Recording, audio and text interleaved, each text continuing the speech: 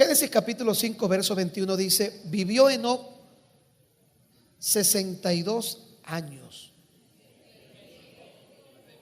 65 años. ¿Qué dice aquí? 60.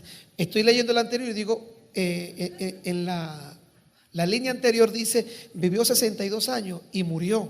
Dese cuenta. Y entonces me quedé pensando, oye, pero el hombre vivió tan poquito. Y obviamente esta mañana había leído 21. Vivió Enoc 65 años y engendró a Matusalén. ¿Sabe que Matusalén es el que más tiempo vivió en la Biblia, no?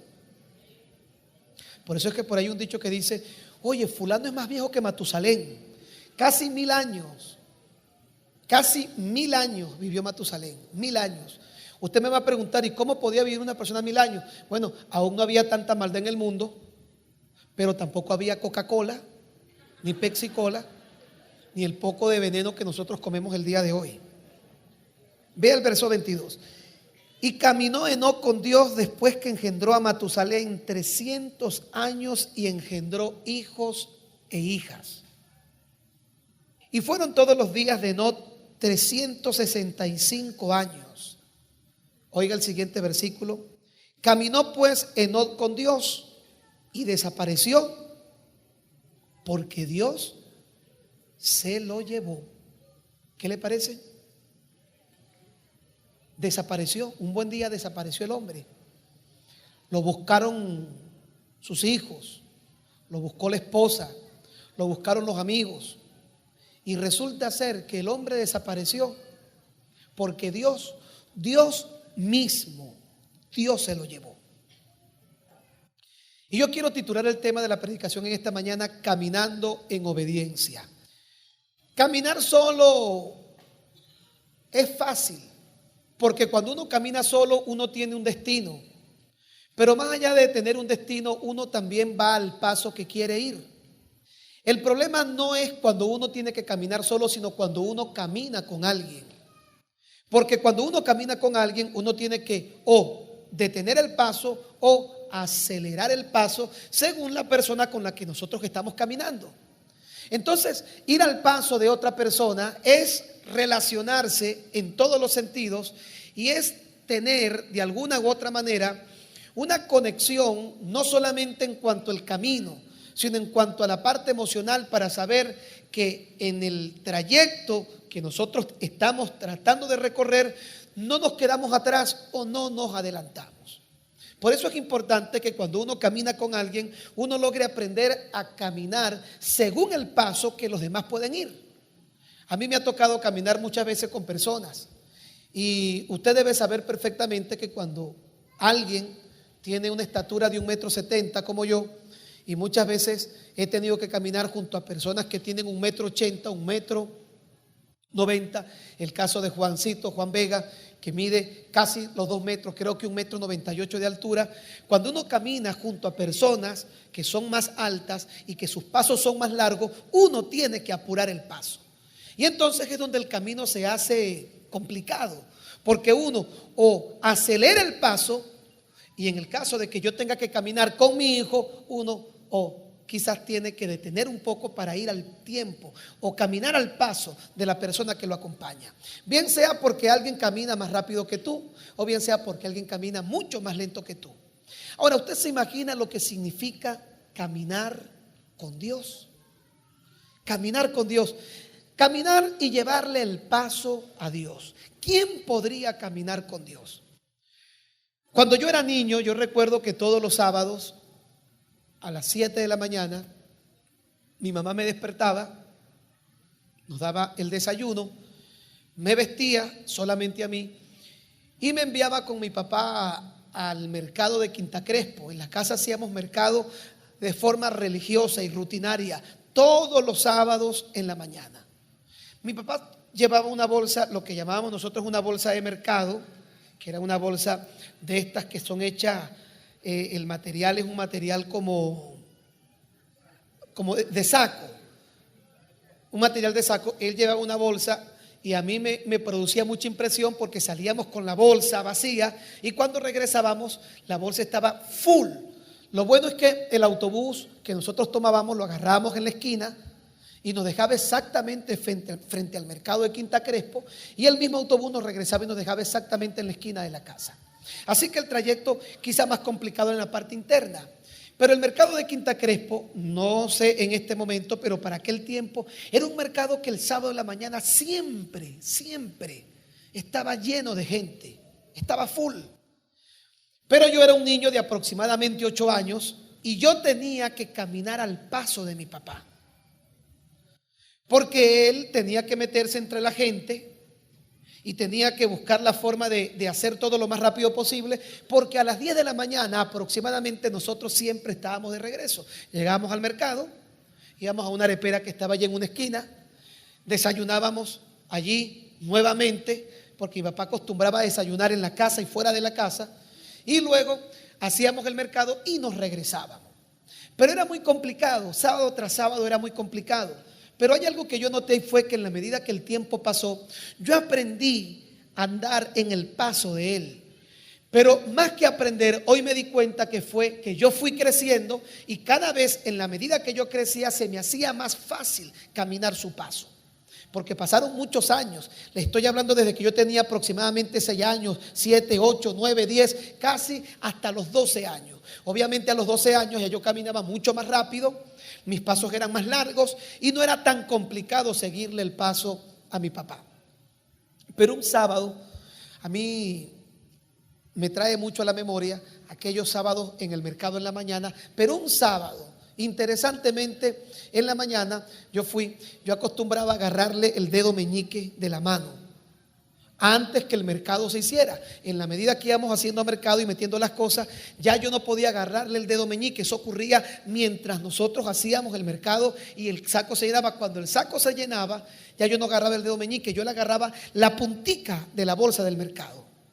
Y así caminábamos por todo el mercado de Quinta Crespo. Pero un sábado en la mañana nos detuvimos en la parte de la carnicería. Mi papá se paró a pedir la carne y yo estaba allí esperando. Arrancó y yo agarré mi dedo y caminé como unos 20 pasos. A los 20 pasos veo que se detiene y yo me detengo, y cuando miro y me miran, no era mi papá. Yo le había agarrado el dedo a otra persona.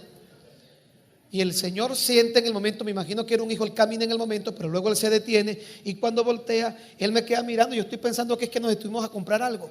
No, era un señor bien feo, con barba, por cierto. Y mi sorpresa es cuando yo lo veo, yo me asusto porque no era mi papá, y él estaba mirándome desde allá, riéndose con todo eso. Pero la acotación viene porque yo estaba acostumbrado al paso de él y no se me complicaba tanto.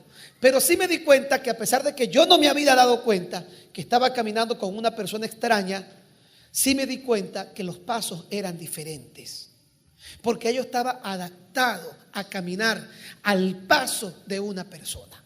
Ahora usted podrá entender lo que yo quiero explicarle en esta mañana cuando yo leo el capítulo 5 de Génesis, especialmente estos versículos en donde dice que Enoc caminó con Dios.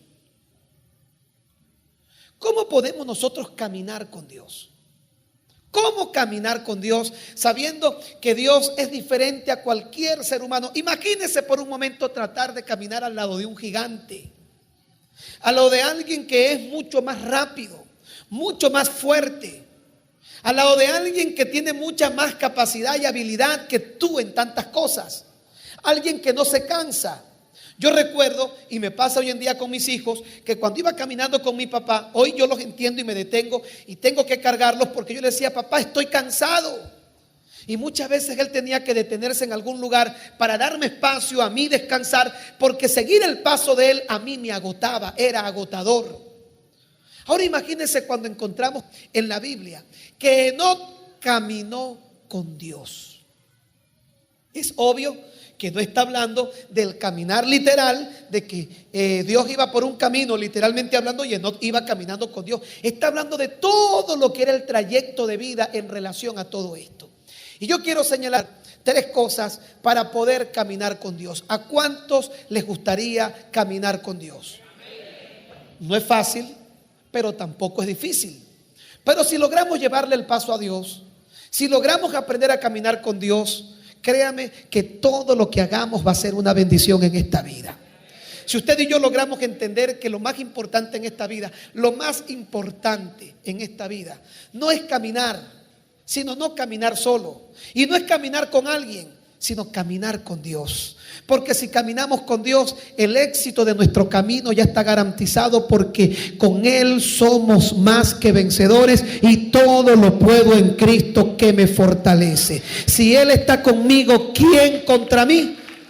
Así que nosotros tenemos que entender que para que todas nuestras metas y todo lo que hagamos en esta vida pueda tener bendición, hay que aprender a caminar con Dios. Un ateo le dijo en una oportunidad a un pastor y le dijo: yo no creo en Dios. Y el pastor le dijo: bueno, yo no te puedo culpar, pero tampoco creo en el diablo. Y él le dijo: ¿y por qué tú no crees en Dios ni crees en el diablo? Mira, no creo en Dios porque no lo veo, y no creo en el diablo porque jamás me lo he encontrado. Y el pastor le dijo: pues entiendo perfectamente porque nunca te lo has encontrado.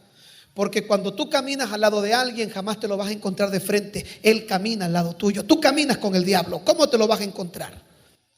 Cuando tú caminas con alguien, eso significa que tú no vas en contra de la proposición o en contra del sendero de otro, sino que tú vas adicionando todo lo que es tu vida, todo lo que es tu pensamiento, todo lo que es tu andar, todo lo que es tu ser, está adicionado a la persona que camina contigo. Sea porque tú tengas que ir a la par o al paso de él, o porque él tenga que aprender a andar al paso tuyo. Yo quiero señalar tres cosas que nos van a permitir entender cómo caminar con Dios. Yo quiero caminar con Dios. He caminado con mucha gente, pero créame que lo más importante en esta vida es poder caminar con Dios. Pero antes de enseñarle tres cosas relacionadas a esta, quiero decirle los 4 paradigmas que tiene el hombre en su corazón en cuanto a Dios. Porque para caminar con Dios yo tengo que conocer y tengo que identificarme con Dios. Pero lamentablemente hay 4 paradigmas que impiden que esta relación pueda ser de manera específica. En primer lugar, de los 4 paradigmas que voy a señalar rápidamente, el más común que usted escucha en la calle es de la gente que dice: yo creo en Dios. ¿Ha escuchado eso? Cuando usted le quiere hablar a alguien del Señor y usted quiere predicarle, la gente le responde de una forma muy orgullosa: es que yo creo en Dios. Ese es el primer paradigma. El segundo paradigma es: yo amo a Dios. No, que tú tienes que ir a la iglesia, no, yo no necesito ir porque yo amo a Dios. El tercer paradigma es: yo confío en Dios. Y el cuarto paradigma es: todos somos hijos de Dios. Son los 4 paradigmas más comunes que usted va a escuchar en la gente. La gente le va a decir siempre, para evadir su responsabilidad o para evadir su compromiso con las cosas espirituales, la gente le va a decir: tranquilo, yo creo en Dios. Y usted ve que su vida se está cayendo en pedazos. Sin embargo, la gente manifiesta decir que cree en Dios. Va a haber otro grupo que le dicen: es que yo amo a Dios, yo no necesito ir a una iglesia, yo no necesito leer la Biblia, yo amo a Dios. Otros quizás que vienen a una iglesia le van a decir cosas como esta: yo confío en Dios. Y otros le van a decir: es que ¿para qué yo tengo que acercarme a Dios si todos somos hijos de Dios? ¿Cómo poder romper cada uno de estos paradigmas? Rápidamente, la Biblia misma nos da respuesta a todo esto.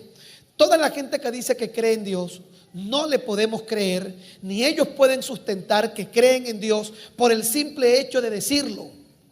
Porque cuando usted dice algo, usted tiene que tener evidencias. Usted tiene que tener algún tipo de muestra. Usted tiene que probar lo que usted está diciendo, que tiene, que hace o que piensa. Si usted cree en Dios, yo no le puedo creer por el simple hecho que usted diga yo creo en Dios, sino que tenemos que analizar qué dice la Biblia para identificar a aquel que cree en Dios. El libro de Juan capítulo 14 versículo 12 dice: el que cree en mí, las obras que yo hago, él también las hará. Si hay alguien que cree en Dios, siempre va a buscar emular o imitar o parecerse a Dios. Si no es mentira que cree en Dios. Si allá fuera alguien que miente, que roba, que engaña y que le dice a usted, yo creo en Dios, esa persona está engañada a sí misma. Según lo que dice el pasaje bíblico que acabo de citar en este momento, alguien que cree en Dios trata de hacer las obras de ese Dios en quien dice creer. En segundo lugar, yo amo a Dios. Alguien que dice amar a Dios, encontramos que se rompe este paradigma según lo que dice Juan capítulo 14 versículo 23. El capítulo 14 verso 23 de Juan dice: el que me ama guardará mis palabras. Entonces, el que dice que ama a Dios tiene, oiga bien, tiene que amar y guardar su palabra. Todo lo que oiga, agarre y guárdelo. Porque si usted ama a Dios, usted va a guardar la palabra de Dios. Usted la va a guardar. ¿Sabe para qué la va a guardar? El salmista decía: en mi corazón he guardado tu dicho para no pecar contra ti. Para que cuando llegue el momento en el que usted necesite esa palabra pueda ser útil según la necesidad que usted pueda tener en cualquier momento y en cualquier circunstancia de esta vida. Hay otro detalle que no está acá, pero que yo se lo voy a decir. Hay gente que a mí me dice: pastor, mi esposo no quiere venir a la iglesia, pero él escucha las predicaciones.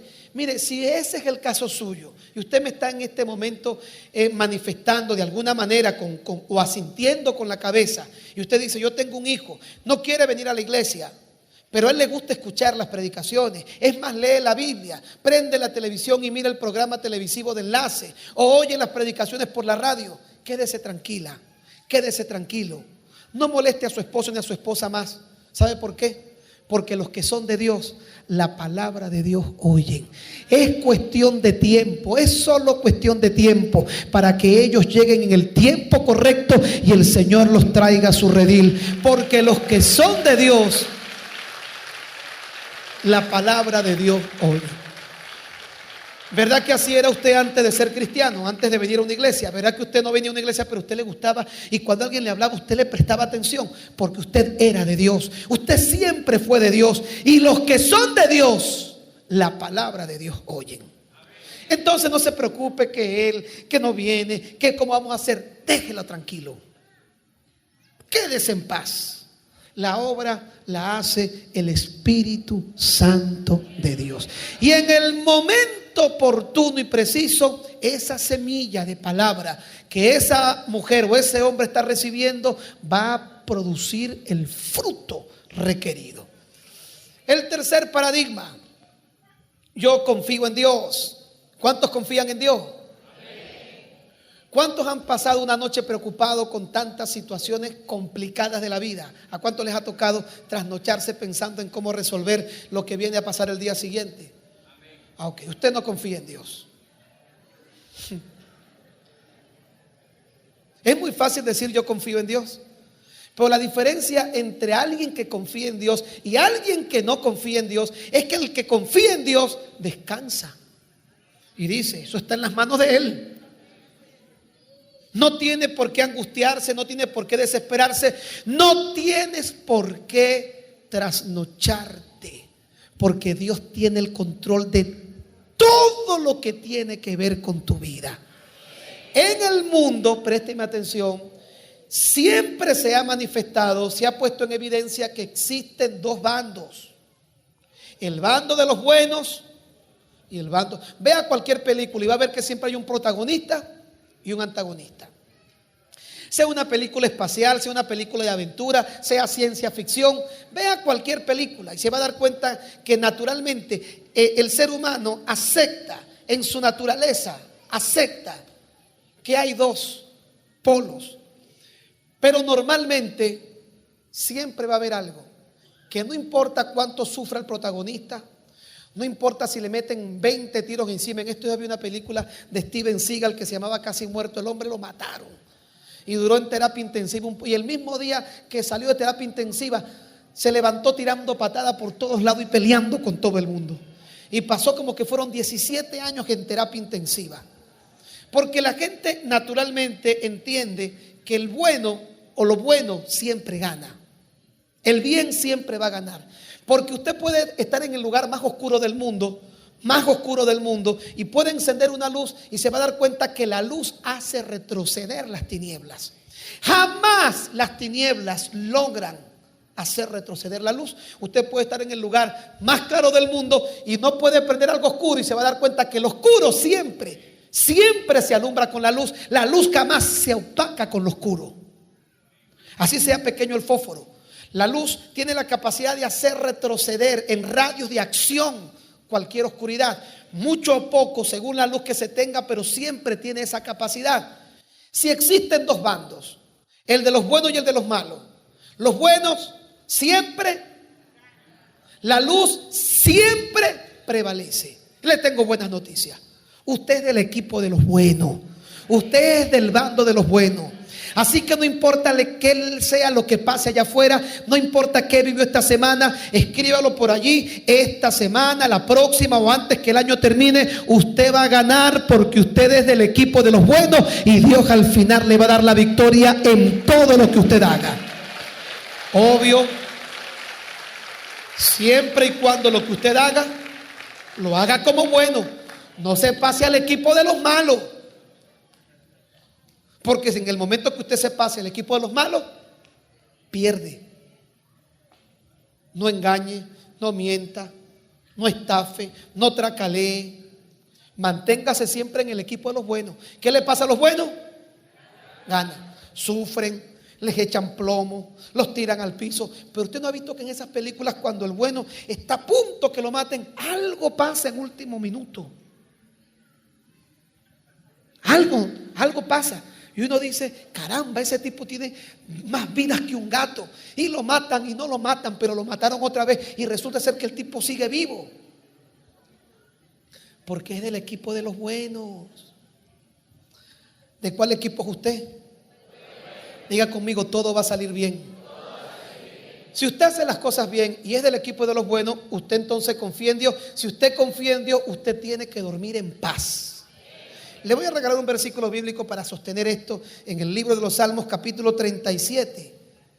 Salmo capítulo 37, me encanta este pasaje bíblico, sé que usted lo conoce, el versículo 4 y el versículo 5. Así que una enfermedad no te podrá destruir. Tú no vas a morir enfermo de ninguna enfermedad, valga la redundancia. La enfermedad va a desaparecer, tú vas a morir viejito. Tú vas a morir viejita si el Señor no ha venido, sin diente, mascando el agua. Algunos de ustedes van a morir en una silla de ruedas, pero rodeado de gente que los va a amar, que les va a poner en la boca la comidita. Usted no va a morir con edad senil, no, usted va a estar lúcido, fresco. Usted le va a contar a sus nietos cuántas cosas maravillosas Dios hizo a lo largo de toda su vida.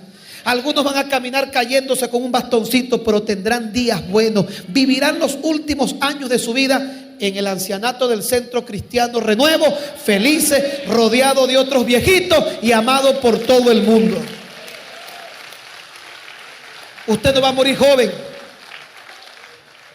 Usted no va a morir joven. Oye, hay gente que quiere morir joven. Usted no va a morir joven. Usted va a morir viejo, arrugadito como una pasa, pero amado y querido. Es más, tus hijos se van a pelear para tenerte. Usted no va a ser esos viejos que la gente, llévate al viejo tuyo, no lo quiero esta semana, ya lo tengo 3 semanas. Tus hijos van a decir, dame al viejo, dame a la vieja, yo lo quiero conmigo. No, y van a pelear por ti porque Dios te va a coronar de bienes, de favores, de misericordia. Y no es que te van a querer porque tengas plata, no. No, dámelo a mí para que cuando se muera me quede la herencia. No, no va a ser por la plata. Va a ser porque vas a ser una persona amada y querida.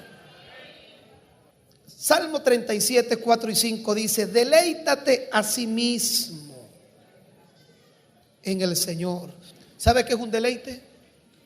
Algo que tiene buen sabor. Mire, no cuadra, le voy a decir, no cuadra en la traducción esa expresión deleite, no cuadra. Porque deleite se usa para referirse a un alimento o a una comida deliciosa. Deleite es de delicioso. Y esa terminología o esa expresión delicioso se usa exclusivamente para hablar de algo que tiene muy buen sabor. Que uno cuando lo come, uno dice, qué rico. Está como para chuparse los dedos, está delicioso. Pero analice lo que está diciendo el salmista. Asimismo, siente deleite en el Señor. Deleítate en el Señor. Vea lo que dice las Escrituras. Si tú aprendes a deleitarte en Dios, sea cual sea tu situación, a veces la situación es buena, a veces es mala, a veces estamos arriba, a veces estamos abajo, a veces estamos felices, a veces estamos muy tristes. Pero vea, deleítate a sí mismo en el Señor y Él te concederá las peticiones de tu corazón. ¿Cuáles son las peticiones de tu corazón? Son tus anhelos, tus sueños, las cosas que tú quieres que pasen. Pero si tú aprendes a deleitarte en Él, Él va a conceder las peticiones de tu corazón.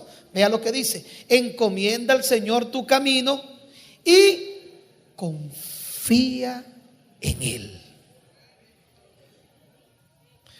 El pedacito que viene no les va a gustar a mucho.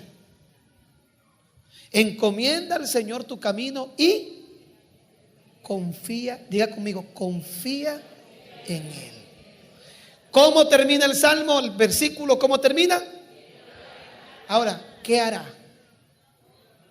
¿Qué hará? Lo que tú estás esperando.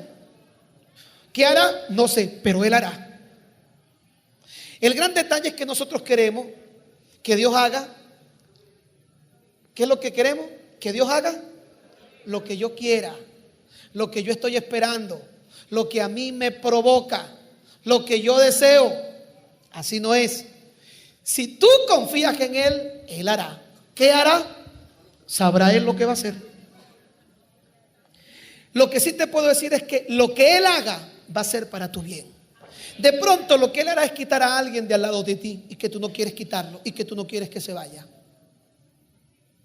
Pero cuando Él entiende que tú confías en Él, Él va a hacer cosas que aunque tú no estés de acuerdo, van a ser para tu bien, porque Dios te ama. Él hará, Él hará. De repente lo que Él hará será que no permanezcas en ese trabajo más. Oye, tantos años en este trabajo, pero es porque viene un trabajo mejor para ti y porque allí no está cumpliendo Dios su propósito. El gran problema es que cuando nosotros esperamos y confiamos en Dios, confiar en Dios para nosotros se traduce en que Él haga lo que yo quiero que pase en mi vida. Y créeme que Dios te ama tanto que Él no va a hacer todo lo que tú quieres que pase en tu vida, porque lo que tú quieres que pase en tu vida no necesariamente es lo que tú necesitas o no es lo que tú realmente debes tener. Yo siempre pongo este ejemplo. Usted sabe que cuando Dios creó a Adán y a Eva, usted sabe que la Biblia dice que Dios hizo caer a Adán en un sueño profundo. ¿Lo ha leído? Y Adán se quedó dormido y cayó en un sueño profundo. El hombre durmió.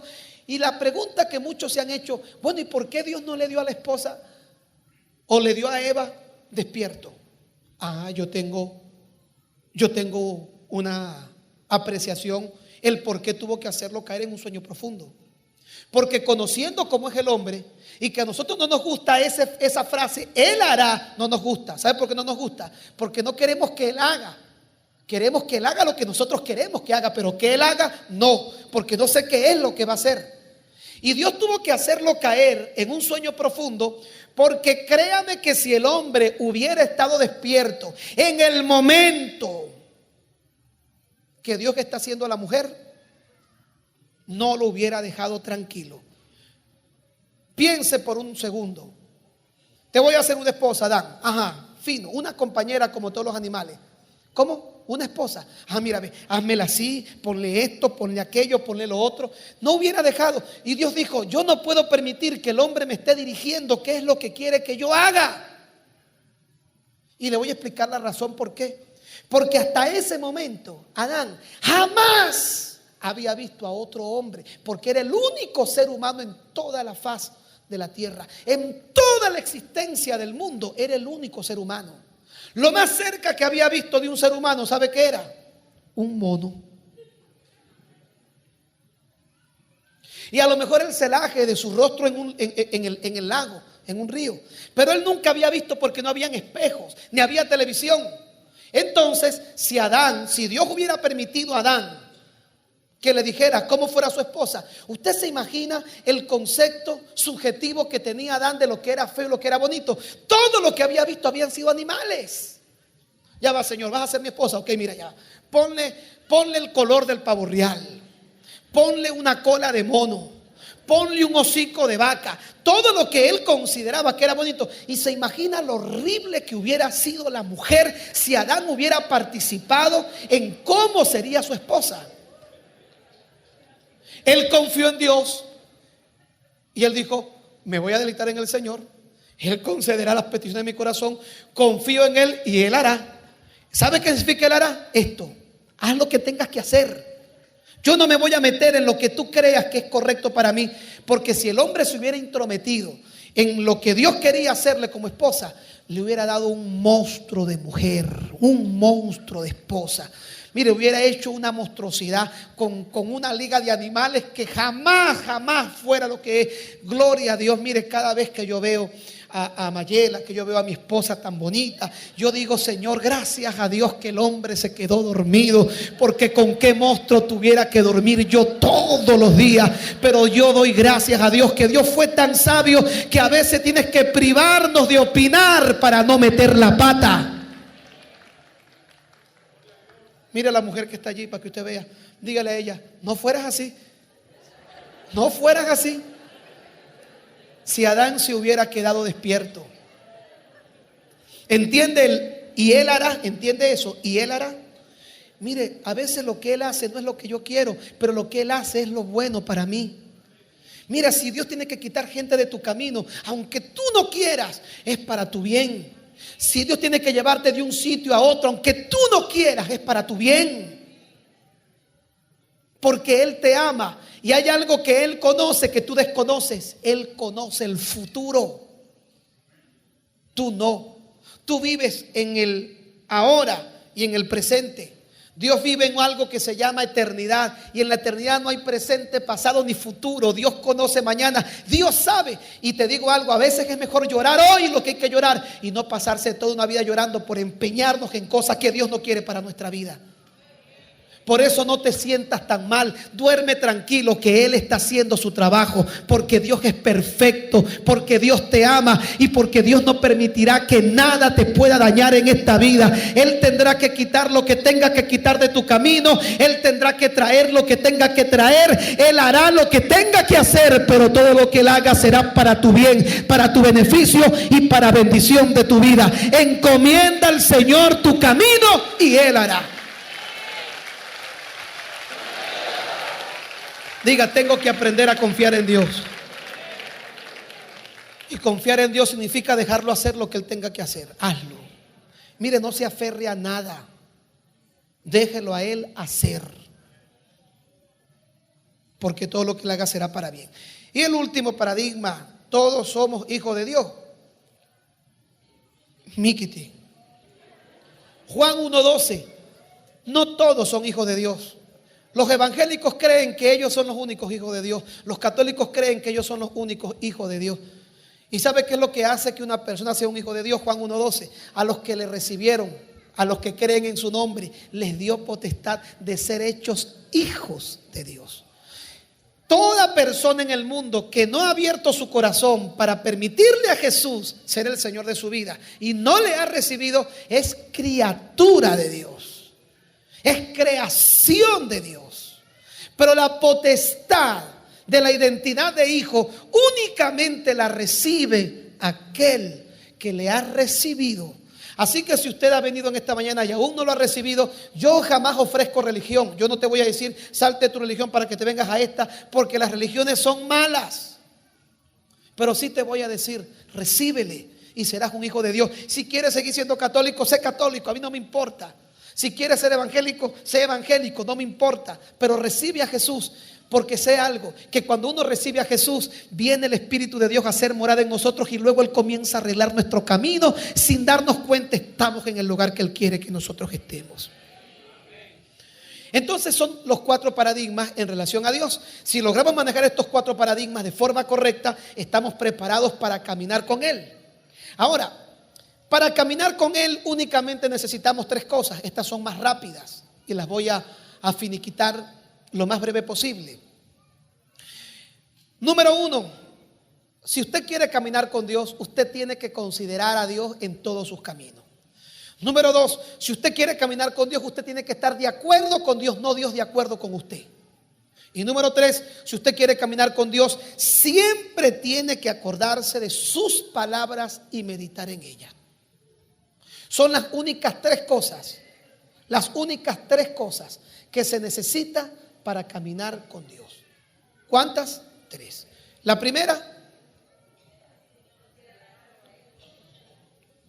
Proverbio 3, 5 y 6. Proverbio 3, 5. Fíate del Señor de todo tu corazón. No te apoyes en tu propia prudencia. Ese tipo de gente que usted ve que ellos piensan que se la saben todas, son peligrosos. Porque te dice, fíate de Dios de todo tu corazón. No te apoyes en tu propia prudencia. No te apoyes en lo que tú crees siempre que es, porque los seres humanos todos podemos equivocarnos. Vea lo que dice: reconócelo en todos tus caminos y Él enderezará tus veredas. ¿Cuántos han hecho o les ha ido mal en alguna decisión de esta vida? ¿A cuántos? ¿Sabe qué le pasó? Usted torció una de sus veredas. Quiero que entienda esto: el plan de Dios es bueno para todo el mundo. Jeremías dice: yo sé los pensamientos que tengo acerca de vosotros, pensamientos de paz y no de mal. Lo que Dios piensa para ti es bueno. Usted ha escuchado a esta gente que dice: esta enfermedad que me mandó el Señor, Dios no manda enfermedad a nadie. Es que este problema me lo mandó Dios. Dios no manda problema a nadie, porque de Dios no viene el mal. Dios es bueno. Ahora tú dirás: ¿y la enfermedad y los problemas? Dios los permite, es otra cosa. Dios los permite, Dios no los manda. Recuerda la historia de Job. Todo lo que le pasó no se lo mandó Dios, Dios lo permitió, porque de Dios no viene el mal. Dios es un ser que emana solamente de Él una esencia de bondad, de cosas buenas, porque Dios es bueno. Jamás habrá mal ni vendrá el mal de parte de Dios, nunca. Y tú me dirás: ¿y lo que me ha pasado? No metas a Dios en lo que te ha pasado. Lo que te ha pasado es consecuencia de tus acciones, de tus caminos, de tus decisiones. Todo lo malo que has vivido, las lágrimas que has tenido que derramar, el dinero que has perdido en tus negocios.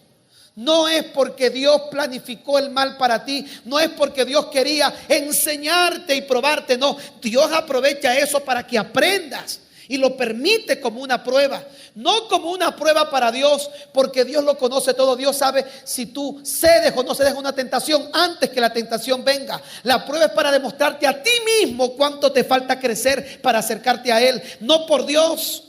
¿Usted cree que Dios no sabía cómo iba a actuar Job? Si usted me dice que Dios hizo eso porque Dios iba a ver, vamos a ver si Job me va a negar. Mire, ¿usted cree que Dios no conoce el futuro? Dios sabía la respuesta de Job.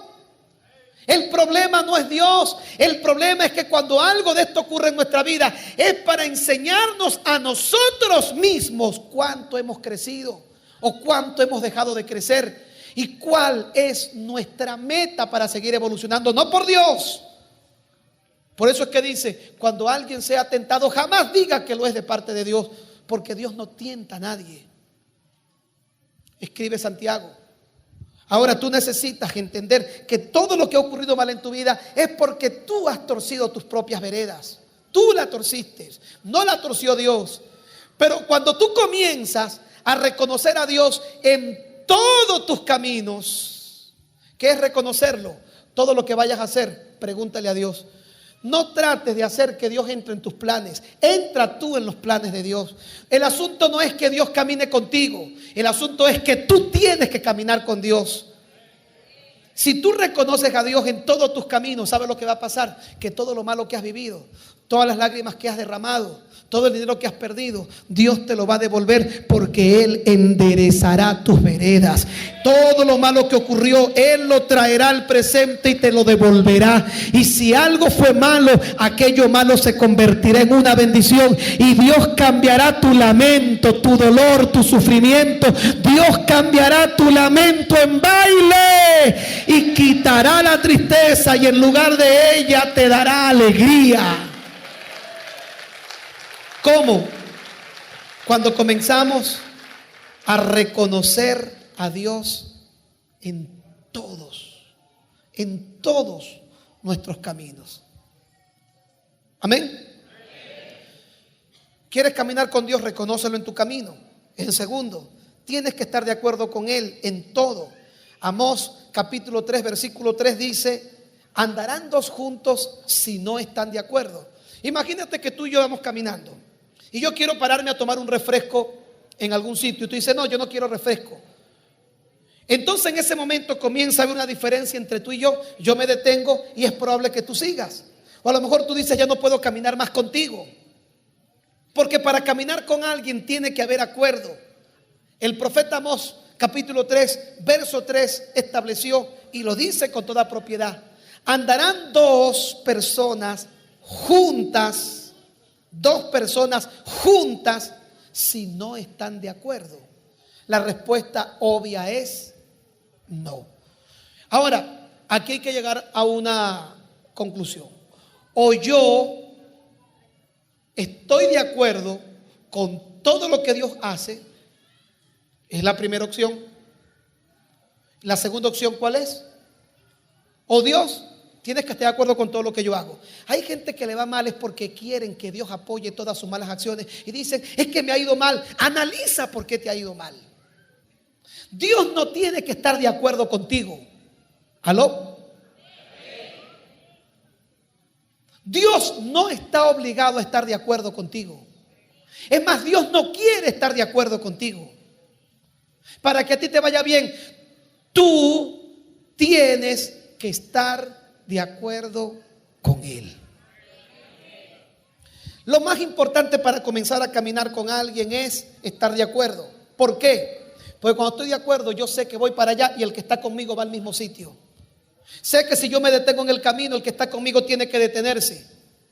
Termino este punto explicándole lo siguiente. Cuando Israel salió de Egipto, ¿cuántos años vagó en el desierto Israel?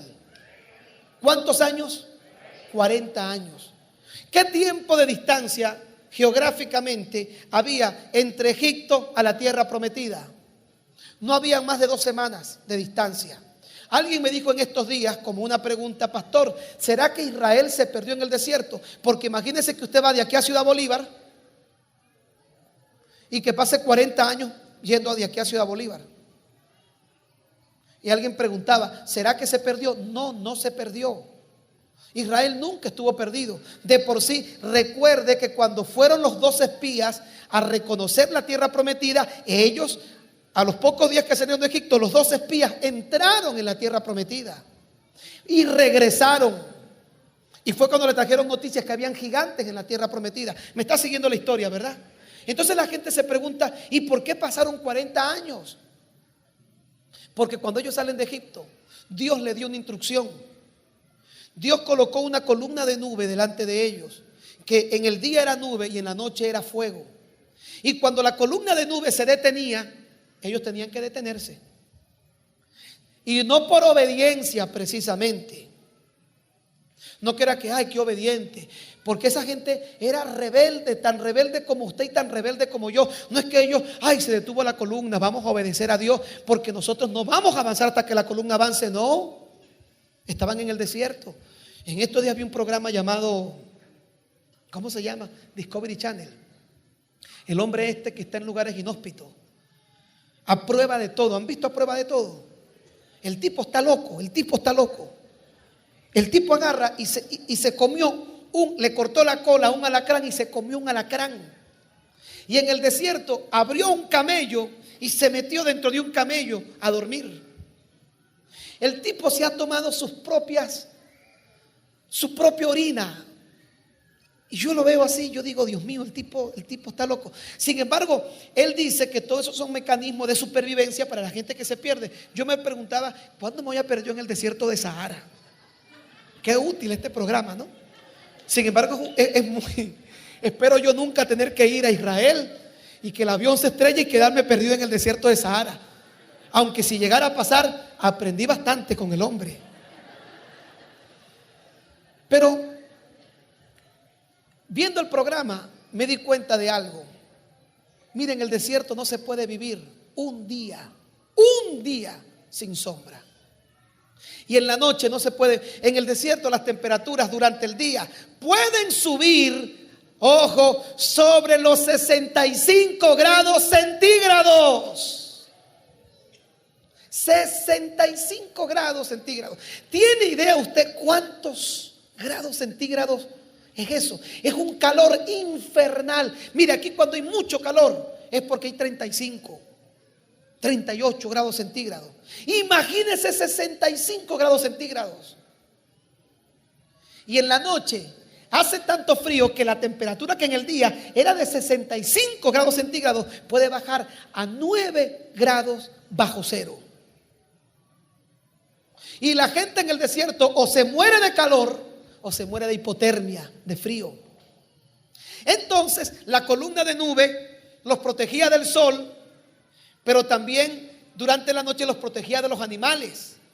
Resulta ser que si la columna de nube se paraba 10 años en un sitio, 10 años tenían que pararse ellos. No podían ponerse a inventar. No es que obediente el pueblo de Israel, que aguantó 40 años en el desierto sin avanzar. No, es que no. Mire, gente desleal y gente rebelde, ellos y nosotros. Para no hablar mal de Israel. Pero ellos se paraban porque sabían que si no se detenían, se morían. Y así pasó 40 años, 10 años en un sitio, 5 años en otro, 20 años en otro. Cuando pasaron los 40 años y murió el último de esa generación, fue que la columna de nube los llevó hasta el río Jordán y desapareció. Y entonces ahora ellos podían caminar.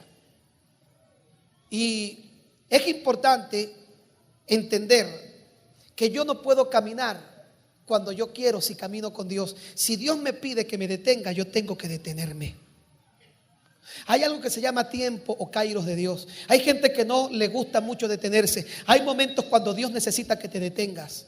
No puedes seguir caminando. Y hay momentos cuando Dios necesita que aceleres el paso y no puedes detenerte. Pero ¿sabe qué? Nosotros queremos detenernos cuando nos da la gana y queremos caminar también cuando nos da la gana. Y hay momentos en la vida cuando Dios te dice: no puedes caminar, no debes caminar. Si caminas un paso más te vas a caer y te va a ir mal. Y no nos importa, damos un paso en falso y nos va mal. Y después decimos: ay Señor, ¿por qué tú permitiste que me pasara esto? Ningún Dios. Si quieres caminar con Dios, tienes que tener la misma dirección de Dios. Y tienes que entender que vas a caminar al paso de Dios y no Dios a tu paso. Porque Dios nunca pondrá carga en ti que tú no puedas llevar. Ay, pastor, es que yo no puedo. Si tú estás en esta situación, Dios sabe cuál es tu capacidad. Y si Dios permite que estés allí es porque Dios sabe que tú puedes. Y si no puedes, gózate en el Señor, porque el gozo del Señor será tu fortaleza y te va a dar nuevas fuerzas como el águila. Dios sabe lo que tú puedes. Si Dios está permitiendo todo esto, es porque Dios te está llevando por su camino. Y por último, y concluyo, siempre acuérdate de sus palabras. Si vas caminando con Dios, está de acuerdo con Él en todo. No cuestiones a Dios. No pelees con Dios, por favor. Ese es el segundo punto. Porque el primer punto es: si vas caminando con Dios, tómalo en cuenta. Reconócelo en todo. Segundo, está de acuerdo con Él en todo. Y tercero, siempre medita su palabra. Siempre recuerda sus palabras. Siempre habla con Él, porque el camino se te va a hacer más fácil. Yo no sé a cuánto les ha pasado que les ha tocado caminar o les ha tocado viajar. Y cuando uno va solo, el viaje es largo, tedioso y fastidioso. Pero si uno va con alguien, a mí me pasa mucho cuando yo viajo, especialmente cuando voy al Zulia, Mayela duerme en el viaje, pero cuando ella está despierta y estamos conversando, el tramo del viaje se me hace más corto. Y no es que el tramo se hizo corto, es que me entretengo hablando con la persona y no me doy cuenta en qué momento, pero cuando voy solo y en momentos se duerme ella, se duermen los niños, y muchas veces me ha pasado que voy, por decir algo, de Valencia a Barquisimeto, y en ese lapso del viaje ellos se quedaron dormidos porque quizás duraron toda la noche despiertos. El viaje se ha hecho pesado, se ha hecho fastidioso, porque estoy solo. Aunque voy acompañado, estoy solo. Si tú vas a caminar con Dios, tienes que estar recordando su palabra, hablando con Él en todo tiempo. Y el viaje se te va a hacer fácil por difícil que sea. ¿Me estoy explicando lo que le quiero decir? Mira lo que dice Josué 1:8. Dice: nunca se apartará de tu boca este libro de la ley, sino que de día y de noche meditarás en él, para que guardes y hagas conforme a todo lo que en él está escrito, porque entonces harás prosperar. ¿Qué cosa? ¿Qué harás prosperar?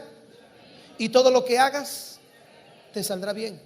¿Cuántos quieren prosperar en su camino con Dios? Tienes que caminar con Dios. Tienes que estar recordando su palabra en todo momento. Tenla presente, porque cuando estás haciendo eso, vas a estar de alguna manera interactuando con Dios. Y cuando interactúas con Dios, tu camino se hace más fácil. Pero si tú guardas silencio, aunque vayas con Dios, mire, le repito, cuando yo viajo con ellos y ellos están dormidos, es como que estuviera solo, aunque sé que estoy acompañado. Pero cuando comienzo a interactuar, es como que el camino se hace más corto, aunque es el mismo camino. Y el camino se hace más fácil, aunque es el mismo camino. Es más, llegaron momentos y han pasado momentos en los que he viajado con mi familia. Y una vez viajé con Yané a Caracas. Mire, y empezamos, veníamos del Zulia y empezamos a hablar en el Zulia. Y la conversación fue tan emocionante. Se durmió todo el mundo, se durmió Mayela, se durmieron los niños, se durmió Melissa, que también iba en el viaje. Era tan emocionante la conversación que no le voy a decir cuál era la conversación. Le voy a dejar la incógnita. Que llegamos a Caracas y para mí fue como haber viajado 1 hora. Porque tú empiezas a interactuar, pero cuando todo el mundo se duerme y no hay conversación, tú vas. Es más, usted sabe que el otro día venía a Maturín. Fui a predicar a Carúpano, perdón. Y me quise quedar dormido. Y el hermano que me traía a Maturín me dice, me regaña. Y me dice que el sueño mío le daba sueño a él, que me despertara y que hablara con él. Y él me estaba haciendo un favor llevándome de Carúpano a Maturín. Le voy a hacer esto. Yo preferí haber pagado un taxi que haberme ido con ese hermano. Mire, porque ese señor hablaba hasta por los codos, por las rodillas. Mire, ese cantó en el viaje, ese habló, ese predicó, ese habló del gobierno, ese habló, y yo no encontraba ya qué más hablar, y yo no encontraba qué más hablar. Yo decía, ¿qué más va a decir? ¿Qué más va a decir? Y llegó, pero por lo menos el viaje se hizo rápido. Ahora, lo más importante es que si usted va a caminar con Dios, lo más importante, recuerde su palabra. En todo tiempo manténgala. Dios le da reyes a Israel. Y le dice, cuando vayas a poner un rey sobre la nación, en primer lugar, tiene que ser uno de tus hermanos. En segundo lugar, no pueden volver a Egipto. El rey no puede volver a Egipto. En tercer lugar, no puede tener muchos caballos. En cuarto lugar, no se puede llenar de oro. Y en quinto lugar, tampoco puede tener muchas mujeres. Cuando un rey llegaba a ser rey, ellos agarraban el libro de la ley y se la amarraban en la mano derecha. Y tenían que leerla todos los días. Antes de sentarse en su trono real a juzgar, tenían que leer esa fracción de la ley: no volver a Egipto, hijo de tus hermanos, no llenar el pueblo de caballos. Pero hubo un rey tan sabio, hubo un rey tan inteligente. ¿Cómo se llamaba ese rey? Salomón. Que Salomón dijo, ¿y para qué leer la ley todos los días? ¡Qué fastidio! Yo me la sé de memoria. ¿Y sabe qué hizo? ¿Qué dice la Biblia? Comenzó a ir a Egipto y a traer caballos de Egipto y llenó el reino de caballos. La plata y el oro era como la piedra en el piso y tuvo 1000 mujeres. Todo lo que le dijeron que no hiciera fue lo que Salomón hizo. ¿Sabe por qué? Porque un día dejó de recordar en su camino, un día dejó de hablar con Dios en su camino. Y el hecho de que tú sepas algo, nunca hagas esto, nunca hagas esto. Esa predicación, ay, ya yo me la sé. Ese pedacito ya yo me lo sé. Aunque te sepas algo que tenga que ver con la palabra de Dios, siempre vuelve a oírlo. Filipenses 3:1. Hermanos míos, a mí no me es molesto el repetirles las mismas cosas, y para vosotros es seguro. Siempre vuelve a escucharla. Cuando veas a alguien y veas que no es el pastor, ay, no va a predicar el pastor, yo me voy. Quédate, porque Dios siempre va a querer decirte algo a través de su palabra. Nunca pienses que Dios habla únicamente a través del pastor o a través de los predicadores. Dios puede hablarte a través de un niño si necesita hacerlo. Pero tú todo lo que tienes que hacer es mantener tu oído abierto, porque la fe viene por el oír y el oír es por la palabra de Dios.